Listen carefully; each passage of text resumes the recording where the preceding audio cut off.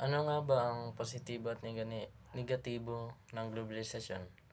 Ang globalisasyon ay may maraming positibong epekto na makakatulong sa pag-unlad sa ibang bansa. Una, ang pangatlong pananaw sa globalisasyon ay nagbibigay ng mga alternatibong solusyon sa mga problema na dulot ng globalisasyon, tulad ng pagkakaroon ng mga problema sa kapaligiran at pagkapantay-pantay ng mga oportunidad. Kalawa, pagpapalakas ng mga lokal na komunidad. Nagpapalakas sa pagpapalakas ng mga lokal na komunidad dahil sa pagbibigay ng mga oportunidad para sa mga lokal na negosyo at mga organisasyon na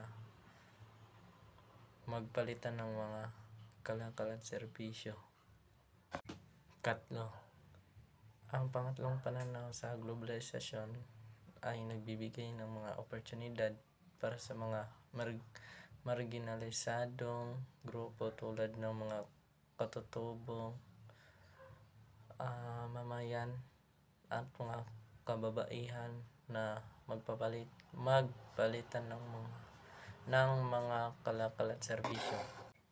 Negatibong epekto. Ang pangatlong pananaw sa globalisasyon ay nagpapalakas sa pagkakaroon ng mga pagkakaiba sa pagitan ng mga pananaw dahil sa pagkakaiba sa mga perspektibo at mga interes ng mga grupo at mga individual. Ikalawa, pagkakaroon ng mga pagkakaiba. Ang globalisasyong pang-ekonomiya ay nagpapalakas sa pagkakaroon ng mga pagkakaiba sa pagitan ng mga bansa dahil sa pagkakaiba sa mga antas ng pag-unlad ng ekonomiya.